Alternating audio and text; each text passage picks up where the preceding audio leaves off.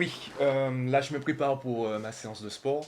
Bon, tu as lu le titre de la vidéo. J'ai commencé à réaliser des lives Instagram. Donc là, je viens de faire le premier épisode, le premier live. Et justement, à la base, je voulais profiter de cette opportunité pour faire une vidéo concernant le problème du gratuit et le principe de rareté en marketing. Bon, par où commencer?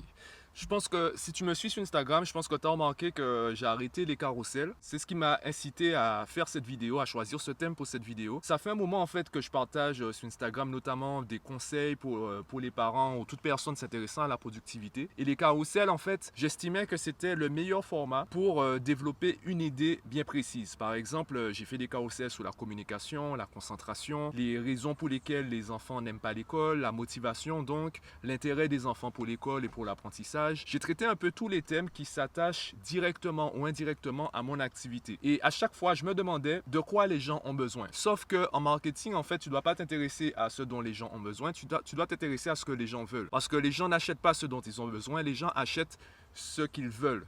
Donc, il faut que tu proposes ton produit au moment où la personne a envie de l'acheter et non pas au moment où la personne a besoin de l'acheter. D'ailleurs, j'ai eu la même expérience avec YouTube. Au début, j'ai créé ma chaîne YouTube pour faire des vidéos vraiment spécifiques avec des astuces, des conseils pratiques pour des situations bien spécifiques. Et je n'ai pas eu en fait l'engagement auquel je m'attendais. Je me suis rendu compte que les gens ne vont pas forcément regarder une vidéo de 10 minutes sur comment motiver un enfant, par exemple, en où j'explique justement qu'on ne peut pas motiver quelqu'un, on peut simplement guider sa motivation. Bref, ça c'est un autre sujet que j'ai déjà traité. Je me suis rendu compte que ce qui va davantage intéresser les gens sont des vidéos qui bougent, des vidéos dynamiques, des vidéos en fait de divertissement. Comme c'est pas un format avec lequel je suis à l'aise, j'ai commencé à faire des vlogs, des vidéos quotidiennes pour m'obliger à simplifier le discours, avoir des vidéos peut-être plus légères, plus dynamiques et un discours du coup moins en profondeur. Comme tu peux le remarquer sur ma chaîne YouTube, les vidéos que je publie maintenant une fois par semaine, et bien même si je partage certains conseils, ce sont des vidéos qui restent de surface. Et ça reste vraiment à la surface. Par contre, j'ai également mes vidéos privées, mes podcasts privés. Donc là, c'est un contenu qui s'adresse à une communauté qui a dit: Mathieu, tes conseils m'intéressent, je suis prêt à payer pour avoir accès à ce contenu, pour avoir accès à tes conseils. Donc là, je vais aller davantage en profondeur. Je serai peut-être un peu plus franc aussi à certains niveaux. Donc j'irai certainement un peu plus loin dans ce contenu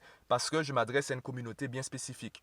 Bon, là, je sors de la salle de sport, je transpire encore. Ce sera vraiment un contenu différent. Et justement, le problème du gratuit, c'est qu'on néglige les trois choses qu'on donne constamment, qu'on échange constamment avec les autres. On échange constamment du temps, de l'énergie ou de l'argent. Si tu veux du gratuit, ça veut dire que tu n'investis pas de l'argent. Et si tu n'investis pas de l'argent, l'argent que tu aurais pu investir, tu dois le redistribuer dans le temps et l'énergie. Alors même quand tu consommes mon contenu, effectivement, tu consommes du temps et de l'énergie. Tu me donnes du temps et de l'énergie à chaque fois que tu écoutes mon contenu. Par contre, ce que tu consommes toi en tant que consommateur n'est rien par rapport à ce que moi je consomme en tant que créateur. Puisque avant de créer, il faut déjà que je m'inspire, il faut déjà que je fasse des recherches. Donc il y a tout un travail qui est réalisé avant de te proposer ce contenu. Donc c'est vraiment un échange où je te permets de dépenser moins de temps et d'énergie. Et toi, tu me donnes en contrepartie, par exemple, de l'argent. Ce sera le cas de la communauté privée ou du coaching, où là, tu me payes pour avoir accès à un contenu spécifique, à des conseils qui vont t'aider au quotidien, des conseils simples. Pour avoir accès à cela, eh bien moi, je vais faire des recherches, je vais t'écouter, je vais personnaliser mon approche pour t'aider au mieux, sans que tu aies à investir autant de temps et d'énergie que moi pour réaliser ce travail, pour créer ces conseils, pour créer cette méthode. Le problème, c'est que dès notre enfance, on est habitué à gérer les urgences et pas forcément les priorités. La différence entre ce qui est important et ce qui est urgent, eh bien, on le voit aussi bien dans l'entreprise. D'ailleurs, il y a beaucoup de livres dont Priorité aux priorités de Stephen Covey. Le zoom. Voilà, le zoom est fait. Priorité aux priorités, où il parle justement de la différence entre ce qui est urgent et ce qui est important. Ce qui est urgent, tu vas soit le déléguer, soit carrément l'oublier si c'est pas important. Par contre, ce qui est important, tu vas soit le faire tout de suite si c'est important et urgent, soit tu vas le déléguer parce que c'est pas important même si c'est urgent. Donc tu vas chercher, tu vas faire en sorte que ce soit quelqu'un d'autre qui le fasse à ta place. Sous le court terme, tu te retrouveras certainement à le faire toi-même parce que tu ne sais pas encore à qui déléguer, tu n'as pas encore les moyens de déléguer. Et dès que tu le peux, eh bien, c'est par exemple les tâches ménagères avec les enfants. Il vaut mieux déléguer aux autres membres de la famille, comme ça on se répartit les tâches, parce que c'est important, parce que c'est important, mais c'est pas urgent. Voilà. Donc on va déléguer, on va se répartir les tâches pour être sûr que ce soit réalisé sur la semaine et que ça ne retombe pas sur les épaules d'une seule personne. Donc tout ce travail-là, on est censé le faire et on le fait pas. On le fait pas à titre personnel. Et je me suis rendu compte de ça dans mon activité. Il y a une différence entre ce que les gens doivent faire et ce qu'ils font réellement. Quand je parle aux parents, ben, c'est un peu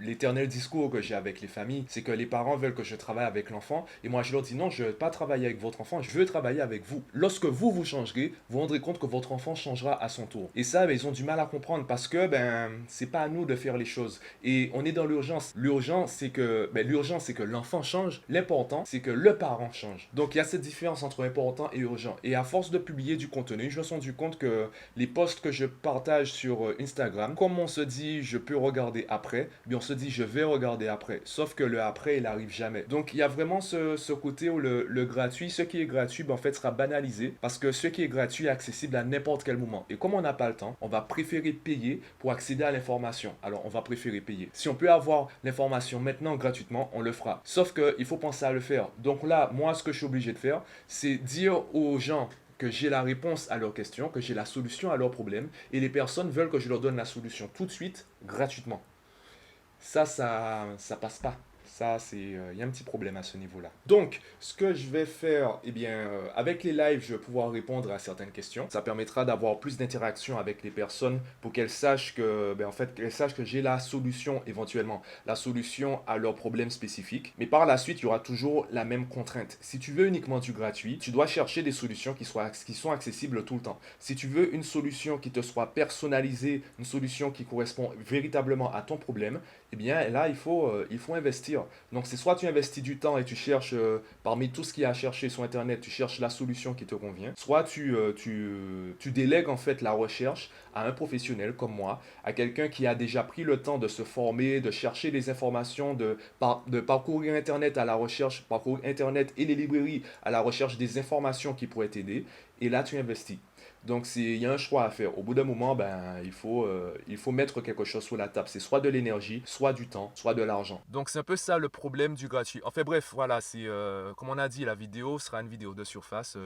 On reste à la surface. Le live Instagram, donc ce sera tous les samedis à 11 h.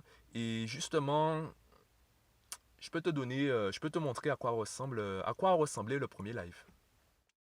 Bon, le direct a commencé. On verra combien de personnes seront présentes aujourd'hui. Ok, en attendant que les autres arrivent, je rappelle simplement que là, il y aura le live et le replay. Donc, je montrerai la vidéo et je la publierai par contre donc sur YouTube, mais en privé. Donc, ce sera pour le groupe privé. Donc, si vous souhaitez avoir accès par la suite, ou même pour les prochains lives, si vous avez peur de rater le live et vous souhaitez avoir malgré tout le contenu, donc avoir accès aux vidéos, vous pouvez vous abonner. Vous pouvez vous abonner au groupe privé, ça vous permettra d'avoir accès à ces vidéos. Et le meilleur exemple pour comprendre notre problème avec la concentration, c'est la calculatrice. La technologie, c'est créer un outil extérieur à l'être humain. Et à chaque fois qu'on crée un outil extérieur, on perd la faculté intérieure. Ce sont simplement des personnes qui se sont habituées se sont habituées à utiliser la calculatrice et finalement, ces personnes dépendent de la calculatrice, dépendent de l'outil extérieur, l'outil technologique. Donc, elles ont perdu la faculté intérieure. C'est une question d'habitude. C'est un peu le quiproquo que j'ai avec les familles parce que moi, je parle d'habitude, je parle de fonctionnement sur le long terme. Mais il y a des parents qui veulent une solution tout de suite. Le simple fait de payer un professeur pour un enfant qui n'est pas autonome, qui n'est pas motivé, qui ne travaille pas à la maison, ben, en fait, c'est apporter la mauvaise solution parce qu'on apporte une solution à court terme pour un problème à long terme.